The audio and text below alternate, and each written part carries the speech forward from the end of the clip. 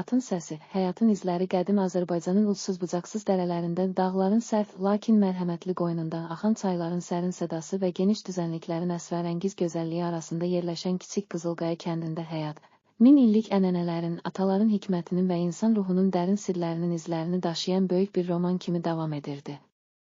Hər səhər dağların zirvələrindən aşağı süzülən qızılı günəş şüaları, kəndin dar daş yollarını, köhnə evlərin sükutlu divarlarını və torpağın özünə məxsus zəngin ətirini oyadır. Sakinlərə yeni bir başlanğıc və sarsılmaz ümid bəxş edirdi. Kənd sakinləri üçün ən böyük xəzinə maddi sərvətlərdə yox, atalarının bizə buraxdığı müqayisə olunmaz dəyərlərdə gizlənirdi. Sevgi, mərhəmət, ədalət və dürüstlük. Bu dəyərlər nəsildən nəsilə ötürülür, hər kəs keçmişin ağır xatirələrini, yaşanmış dərsləri və gələcəyin parlaq arzularını ürəklərində daşıyırdı.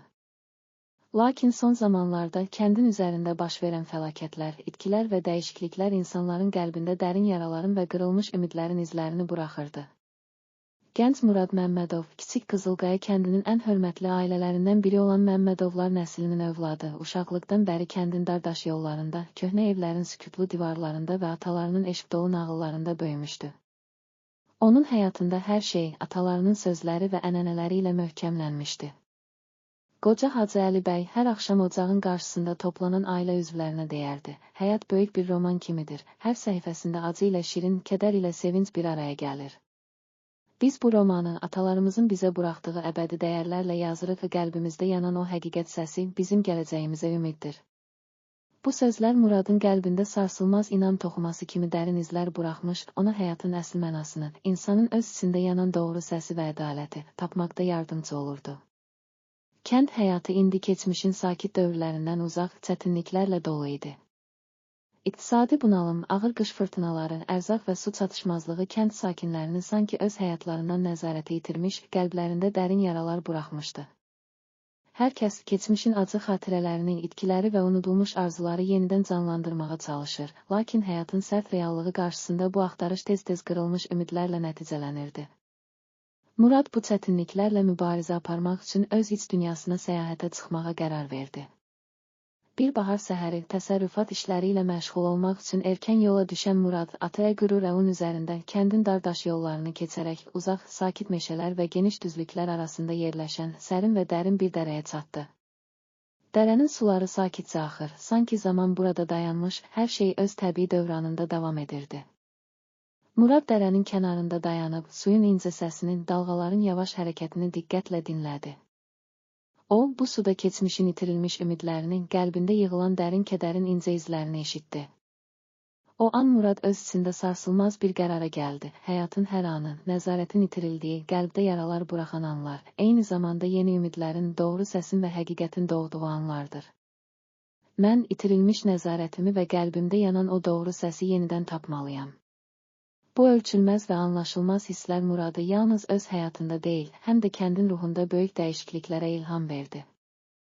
O, qayıtdıqdan sonra kənddə Qəlbin səsi, həqiqətin axtarışı adlı bir layihə başlatdı. Layihənin məqsədi hər kəsin öz hissəsini, qəlbin əsl səsini dinləməsi və atalarının eşq dolu nağıllarının onların öyrətdiyi müqayisə olunmaz dəyərləri yenidən canlandıraraq, həyatın ən çətin anlarında belə itirilmiş nəzarəti və sarsılmış ümidləri tapması idi. İlk iclas zamanı Murad səmimi və dərin səs tonunda kənd sakinlərinə müraciət etdi. Əziz dostlar, həyatımızın hər anı, nəzarətin itirildiyi, kədərin dərinləşdiyi anlardır. Bizə yeni ümidlər və təzə başlanğıclar doğurur. Biz atalarımızın eşq dolu nağıllarının, onların bizə buraxdığı əbədi dəyərləri unutmadan, qəlbimizdə yanan o doğru səsi tapmalı və onu həyatımızda yaşatmalıyıq. Həqiqət, bizim qəlbimizdə yanan o səsdir. O, bizə hər çətinliyi sevgi və mərhəmətlə aşmaq üçün yol göstərir. Bu sözlər kəndin hər küncündə, hər ürəkdə dərin rezonans doğurdu və Qəlbin səsi, həqiqətin axtarışı layihəsi kəndin mədəni həyatında və iqtisadi inkişafında böyük bir dönüş nöqtəsinə çevrildi. Kəndin gəncləri Muradın rəhbərliyi ilə öz həyatlarında itirilmiş nəzarəti və sarsılmış ümidləri tapmağa başladılar. Gənc Tural, Fatimə xanım, Ramil və digər gənclər atalarının öyrətdiyi müqayisə olunmaz dəyərləri öz həyatlarına tətbiq edərək kənd təsərrüfatında, məktəblərdə və bazarlarda yeni metodlar və ideyalar ortaya qoydular. Hər kəs həyatın inkubasiya prosesində doğan yeni başlanğıcları və itirilmiş nəzarəti yenidən qazanmağın mümkünlüyünü dərk edirdi. Məktəbdə müəllimlər uşaqlara həyatın hər anını diqqətlə dinləməliyik, hər kədərin, hər acının içində gizlənən ümid və doğru səs bizim gələcəyimizə yol açır, deyərək gələcəyin parlaq səhifələrini yazmağı öyrədirdilər. Kəndin iqtisadiyyatında isə yeni istehsal metodları və modern texnologiyaların tətbiqi məhsuldarlığı artırdı və həyat şəraitini yaxşılaşdırdı. Lakin ən əsası, hər kəs bu inkişafın yanında atalarının eşq dolu nağıllarını və dərin dəyərlərini ürəklərində yaşadaraq həyatın hər çətinliyini sevgi və inamla aşmağa başladı. İnsanlar itirilmiş nəzarəti və qırılmış ümidləri yenidən tapdılar və qəlbdə yanan o doğru səs, onların həyatında yeni başlanğıcların və müqayisə olunmaz ümidin təcəssümü oldu.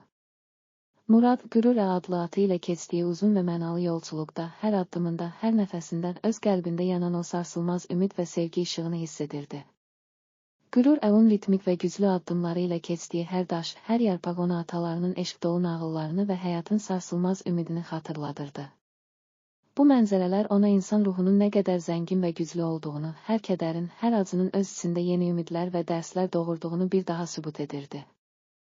Zaman keçdikcə qəlbin səsi, itirilmiş nəzarət və yenidən doğuş layihəsi kəndin hər küncündə, hər evində və hər bazarında öz izini buraxdı. Sosial iclaslarda, ailə evlərində və məktəblərdə kənd sakinləri atalarının eşq dolu nağıllarını, keçmişin ağır dərslərini və gələcəyin parlaq ümidlərini bir araya gətirərək öz hissəsini dinləməyi öyrəndilər. Hər kəs həyatın inkubasiya prosesində doğan yeni başlanğıcları və itirilmiş nəzarəti yenidən qazanmağın mümkünlüyünü dərk edirdi.